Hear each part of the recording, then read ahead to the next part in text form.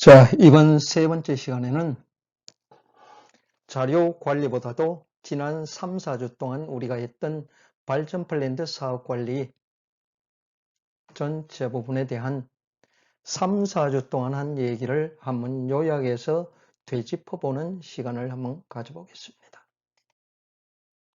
사업 관리를 처음 시작하면서 우리는 사업 관리의 정의를 어떻게 내렸었죠?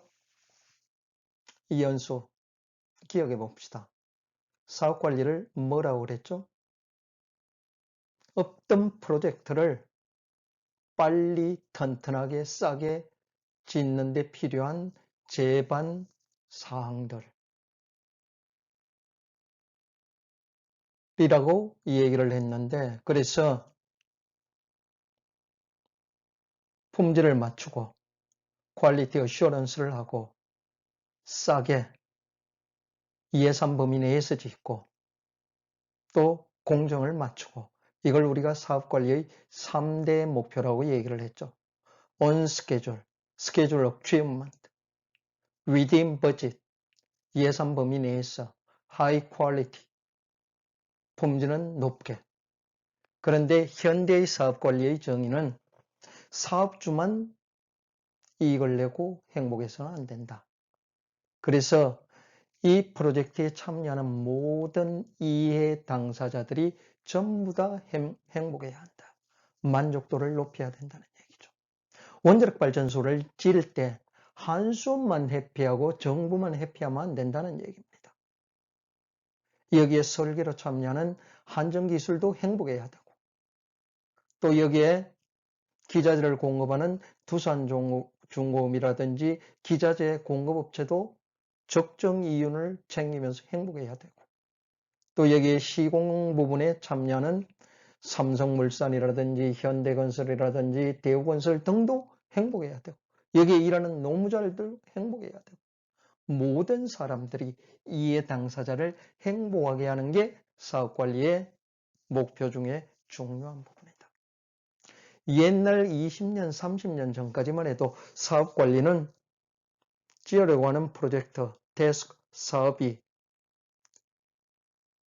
공정기간 내에 품질 좋은 결과물로 예산 범위 내에서 맞춰지면 성공했다라고 평가를 했는데, 현대의 개념은 빨리 튼튼하게 싸게 플러스 이해 당사자가 모두 행복하게 하는, 여기까지 왔다는 사업관리의 정의를 했었고, 이러한 사업관리의 정의가 맞춰지기 위해서는 사업 책임자가 가져야 할 필요 충분 덕목이 있어야 된다고 얘기를 했어요.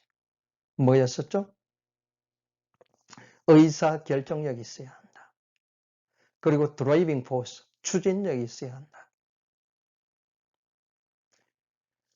5년, 10년 이렇게 길게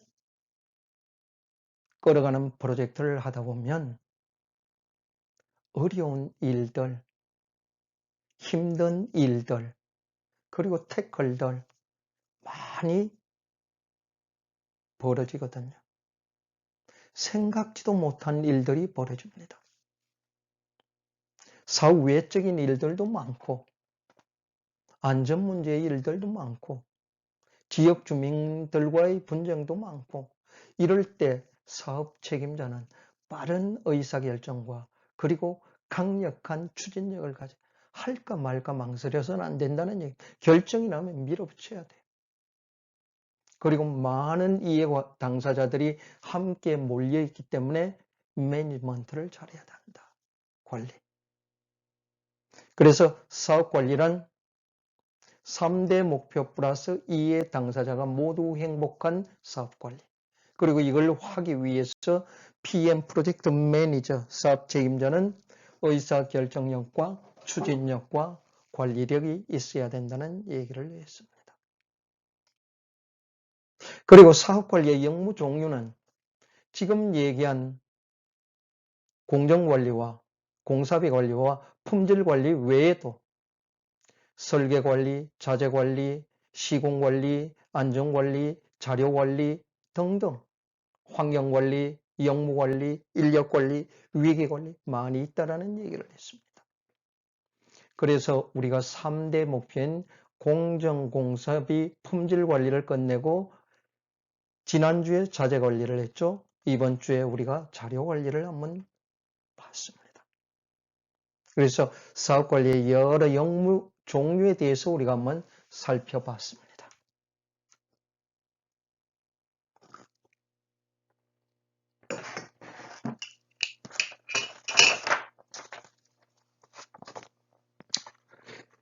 이번 주에 자료 관리를 하고 나면 다음 주에는 우리가 건설 사업 관리 전산 분야에 대해서 한번 알아볼 겁니다.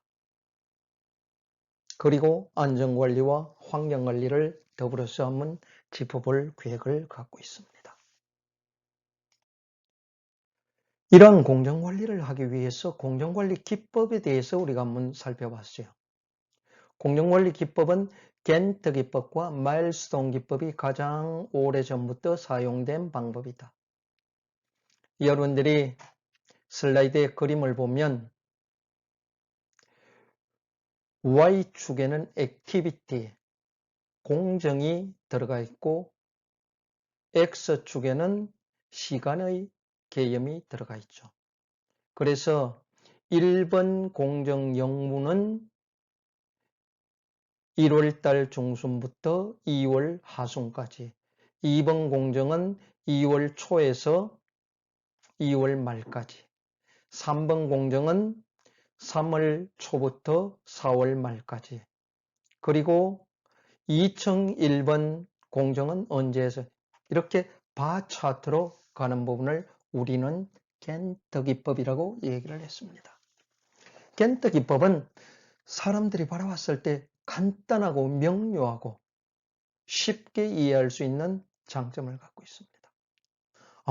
어떤 일이 언제에서 언제까지 그냥 그림만 딱 보면, 도표만 딱 보면 이해를 할 수 있죠. 그런데 A 공정과 B 공정, B 공정과 C 공정의 연관관계는 이 겐트 기법의 바 차트를 가지고는 알아내기가 어렵습니다. 그래서 어떤 공정에 문제가 생겼을 때 그 문제를 해결하기 위한 최적 방안을 도출하려고 그러면 이 겐트 기법 가지고는 한계가 있어요. 그래서 퍼트 기법이나 CPM 기법을 개발하게 됐죠. 두 번째는 우리가 마일스톤 기법을 얘기를 했었어요. 마일스톤 기법이 뭐죠? 전체 발전소를 6년 내지 10년 동안 짓는 프로젝트에서 중요한 이정표를 겐트 기법의 바 차트에 집어넣는 겁니다. 삼각형으로 예를 들면 프로젝트 시작, 그리고 3월 초에 가면 일정 퍼스트 콘크리트, 4월 하반기에 되면 합펑션 테스트, 그 다음에 6년차 D가 되면 퓨얼 로딩, 이렇게 중요한 이정표, 마일스톤을 집어넣음으로써 사업 책임자가 전체 사업의 흐름을 일목요연하게 확인할 수 있게끔 한 공정관리기법을 우리는 마일스톤 기법이라고 얘기를 합니다. 그래서 마일스톤 기법은 완성기일, 목표 달성 여부에 중점을 두고 다른 부분은 마일스톤 기법 가지고는 파악하기가 어렵습니다. 그래서 이러한 한계점을 보완하기 위해서 나온 방법이 퍼트 기법과 CPM 기법이라고 그랬었죠. A라는 영무가 마무리가 되면 B, C, D가 착수할 수 있다. 그럼 B 업무가 마무리가 되면 D 업무가 착수하고 C 업무가 착수가 되면 E 업무가 되면 A, 이렇게 서로 관련된 액티비티, 연관관계가 있는 액티비티를 연결한, 화살표로 연결한 기법을 우리는 퍼트 기법이라고 그럽니다. 계획평가 검토 기법이죠. 단위 작업에 대한 소요기간 추정 후에 예상 대기 시간을 계산할 수 있는 장점이 있어요. CPM은 주경로, 크리티컬 패스를 네트워크로 묶어가지고 최종 목표를 연결하는 기법이죠. 그래서 원자력 발전소 같이 대형 프로젝트, 관리할 때는 공정관리기법 4개를 모두 다 씁니다. 겐트 기법, 마일스톤 기법, 파트 기법, CPM 기법을 모두 씁니다. 그래서 원자력발전소, 화력발전소에 쓰이는 공정표의 종류를 보면 4가지의 종류로 나눠질 수가 있습니다. 레벨 1 최상층부에 있는 공정표를 우리는 기본 공정표라고 얘기를 합니다. 프로젝트 마일스톤 스케줄. 주로 사업 책임자, 프로젝트 매니저나 사장이나 최상층에 있는 매니저들이 사용하는 공정표가 EPCS, Engineering Procurement Construction Startup의 기본 공정표입니다. 이 기본 공정표는 조금 전에 얘기한 공정 기법 중에서 겐트 기법과 CPM 기법으로 작성되어 있습니다. 레벨 1입니다. 그런데 그 하위 공정표를 우리는 분야별 종합공정표라고 얘기를 합니다. 썸머리 스케줄이죠. 4개의 분야로 나눠져 있습니다. 설계 분야, 구매 분야, 시공 분야, 시운전 분야. 그래서 설계 분야의 종합공정표를 우리는 엔지니어링 썸머리 스케줄, 구매 분야의 종합공정표를 프로큐먼트 썸머리 스케줄, 시공 분야의 종합공정표를 컨스트럭션 썸머리 스케줄, 시운전 분야의 종합공정표를 스타트업 썸머리 스케줄. 한정기술의 프로젝트 매니저는 엔지니어링 썸머리 스케줄을 가지고 사업을 관리하게 됩니다. 그래서 고급 관리자들이 사용하는 공정표로서 레벨 2에 해당됩니다. 이 썸머리 스케줄은 겐트 기법이나 바 차트 기법이 아니고 퍼트와 CPM 기법으로 상호의 액티비티를 연결시켜 놓은 퍼트 그리고 CPM 기법으로 작성이 되어 있습니다. 고급 관리자용입니다. 세 번째 레벨 3는 인티그레이티드 프로젝트 스케줄이죠. 공정 부서에 있는 공정 관리자들이 쓰고 있는 베이직 공정표가 레벨 3의 분야별 관리 기준 공정표입니다. 설계 구매 인티그레이티드 프로젝트 스케줄, 시공 IPS, 시운전 IPS로 구성이 됩니다. 이 레벨 3 IPS도 버터 CPM 기법으로 작성이 되어 있습니다. 그 다음에 최하위 레벨에 가면 분야별 디테일 스케줄이 있습니다. 시행공정표라고 그러죠. 설계 시행공정표, 구매 시행공정표, 시공 시행공정표, 시운전 시행공정표. 이건 라그식으로 리스트식으로 작성이 되어 있어요. 이렇게 공정표 종류는 레벨 1, 2, 3, 4로 구분되어 있고 하이어라키가 맨 위에는 PM들이 사용하는 마일스톤 기법의 기본 공정표가 있고 두 번째 레벨에는 고급 관리자용으로 사용되는 썸머리 스케줄, 분야별 종합 공정표, 레벨 3에는 IPS, 인티그레이터 프로젝트 스케줄이 공정 관리자용으로 작성이 되어 있다고 얘기를 드렸어요.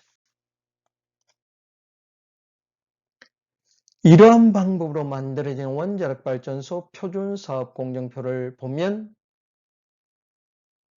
10년에 걸쳐서 기획 및 계획, 인허가 부지, 계약 용무, 사업 수행 등등으로 나눠져 있다라고 얘기를 드렸고 그 다음에 품질관리 개념을 하면서 우리는 몇 가지 중요한 메시지를 얘기를 드렸어요. 보통 일반 건설 사업의 품질 관리의 목적은 불량이나 부실을 줄이는 데 있다고 얘기를 했었죠. 그런데 원전 건설 사업의 품질 관리는 건설 품질을 보증하는 업무라고 얘기를 했어요. 퀄리티 어슈어런스. 그러면서 제가 강의를 할 때 돈을 빌리는 은행의 대출 보증과 같다라고 얘기를 했어요. 친구가 돈이 없어서 은행에 가서 돈을 빌리면 내가 보증을 해주면 친구가 갚지 않았을 때 내가 갚아야 하는 의무가 있습니다. 이 얘기는 뭐냐면 건설 품질 보증을 한다는 얘기는 만약에 60년 동안 원자력 발전소가 운영되는 기간에 건설 중에 건설 부실로 해가지고 사고가 발생한다면 건설자의 책임뿐만이 아니고 QA 업무를 했던 품질 보증 업무를 했던 관련자들도 이 책임에서 면제될 수가 없다라는 얘기입니다. 이런 부분을 유지시키기 위해서 건설기간 중에 발생하는 모든 건설 품질 보증 행위들을 담은 서류, 다큐멘터들은 원자력 발전소가 끝날 때까지 유지 보존된다는 겁니다. 그래서 원전건설 사업에서는 공정관리와 공사비 관리 못지않게 품질 관리를 중요시한다. 왜? 원전 안전성 확보는 그 어떤 목적 못지않게 중요한 것이 원전건설 사업의 특징이라고 얘기를 했습니다. 그래서 이러한 목적을 완수하기 위해서 국가는 한국원자력기술원이라는 코리아 인스티튜트 오브 뉴클리어 세이프티, 캔스라고 우리가 얘기를 하죠. 품질 관리 하나의 목적을 완수하기 위해서 국가 단위의 조직이 만들어져 있습니다. 미국은 USNRC라는 원자력 규제위원회를 만들어서 국가 차원으로서 원전 건설 사업의 품질 관리를 지원하고 감시하고 있다는 얘기를 드렸습니다. 그리고 이러한 품질 계획은, 품질 보정 계획은 그냥 일어나는 게 아니고 건설허가를 받을 때 건설허가, 사이트 부지 건설허가를 받을 때 동시에 우리는 품질 보증을 이렇게 하겠습니다라는 퀄리티 어슈런스 매뉴얼을 규제기관, 인허가기관에 제출해서 그게 허가가 되면 그 QAM 매뉴얼에 따라서 하게 돼 있다. 그래서 모든 원전 건설의 품질 보증 계획서는 원전 품질 보증을 위한 기본적인 방침과 요건을 서술하고 있고 건설허가 신청서 제출 시에 함께 제출하고 정보의 성인을 취득해야 한다라고 얘기를 했어요. 그리고 이 계획서의 핵심 내용은 4가지입니다. 계획을 일단 서술을 하고 우리는 품질 보증 계획을 이렇게 하려고 합니다. 플래닝을 제시를 하고 그리고 이행을 이렇게 하겠습니다. 감독을 이렇게 하겠습니다. 그리고 이 과정에 생긴 모든 기록문들은 기록을 이렇게 하고 보관을 유지를 어떻게 하겠습니다. 그래서 계획, 이행, 감독, 기록에 대한 핵심 내용들이 품질 보증 계획서에 서술이 되어 있습니다. 그리고 원전 건설의 모든 기자재는 Q 클래스, T 클래스, R 클래스, S 클래스 4단계로 등급이 구분되어 있다. 안전성 관련, 안전성 영향, 신뢰성 관련, 그리고 산업 표준 등급으로. 품질 검사는 5단계에 걸쳐서 퀄리티 서베일런스, 품질 검사는 5단계에 걸쳐서 하고 있다. 일단 작업자가 먼저 스스로 자체적으로 검사를 하고 그 다음에 계약사에서 검사를 하고 사업주에서 하고 제3자 공인기관에서 검사를 하고 규제기관에서 감사를 하는. 한국전력 기술의 예를 들면 한국전력 기술에 참여하는 엔지니어 자신이 예를 들어서 배관기술처에 있으면 배관기술처 엔지니어가 스스로 품질 검사를 하는 겁니다. 그리고 배관기술처 EGS 범위 내에서 배관 설계 그룹에서 하는 것을 우리는 작업자 검사라고 그럽니다. 계약사 검사는 뭐냐 하면 캡코 ENC 배관부에서 하는 거를 품질부서에서 주기적으로 내려와서 감사를 합니다. 검사를 합니다. QA 매뉴얼에 따라서 설계를 하고 있는지. 이게 계약사 검사입니다. 그리고 1년에 한두 번씩 한수원이 내려와 가지고 또 검사를 해요. 이게 사업주 검사입니다. 그리고 또 몇 년에 한 번씩 공인검사를 받습니다. ISO 9000이라든지 뭐 등등 외부기관, 제3자 기관에서 이건 공인검사입니다. 그리고 교제기관 킨스의 검사를 받습니다. 그리고 부품이나 이런 거를 검사할 때는 입회점과 필수검사점이 있는데 필수검사점은 꼭 해야 된다는 얘기를 드렸어요. 그래서 이렇게 검사를 하면서 부적합 사항이 나오면 Non-Conformance Report를 발행하게 되고 Non-Conformance Report NCR은 엔지니어링 판단을 받아가지고 유죄제의적 그대로 쓸 것이냐 재작업할 것이냐 폐기할 것이냐를 결정한다고 얘기를 했어요. 공사비 관리는 공사비 관리 체계하고 공사비 산정하고 공사비 운영으로 나누어진다. 공사비 관리 체계는 총 공사비를 어떻게 승인받고 승인받은 공사비를 예산 수립을 하고 집행하는 단계로 이루어진다. 그리고 공사비 산정은 사업 단계별로 4번 내지 5번에 따라서 재산정된다. 원자력발전소 같은 경우는 기본계획 공사비는 기본계획을 수립할 때 처음 만들어지고 그 다음에 주기기 공급계약이 체결될 시점에 사업 기준 공사비가 다시 산정이 되고 퍼스트 콘크리트가 타설될 시점에는 확정 공사비가 재산정되고 그 다음에 준공이 되고 나면 준공 정상 공사비가 만들어진다고 얘기를 했어요. 공사비 운영에는 예산이 크게 두 가지로 정부에서 승인을 받은 공칭 예산이 있고 그 공칭 예산의 범위 내에서 사업 내부에서 활동한 사업 내부 예산으로 그리고 사업 내부 예산은 내자 예산과 외자 예산이 있고 전체를 나타내는 총 예산과 연간 예산 그리고 분기 예산으로 나눈다라고 공부를 했습니다.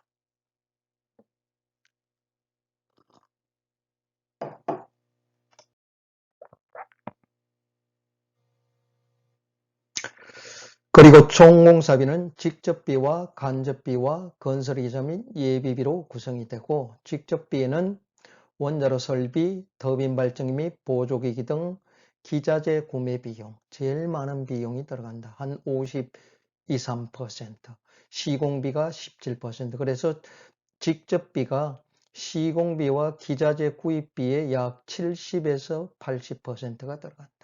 그리고 간접비는 설계비라든지 사업주 일반관리비, 건설이자, 예비비 등등이 들어간다. 라고 얘기를 드렸어요. 자, 이렇게 이번 시간, 세 번째 시간에서는 그동안 2, 3주에 일어난 몇 가지 공정관리, 공사비 관리, 품질 관리에 대한 중요한 메시지를 다시 한번 짚어보는 시간을 가졌습니다. 자, 여러분들 모두 고생을 했습니다. 이렇게 제10주 강의를 마무리하고 다음 주에는 우리가 이러한 관리들을 매뉴얼화하지 않고 전산 시스템으로 하는데 어떤 전산 시스템이 지금 구축되어 있고 서로 링크가 되어 있는지에 대해서 한번 살펴보는 시간을 갖겠습니다. 자, 다음 주에 또 뵙기로 하고 수고했습니다.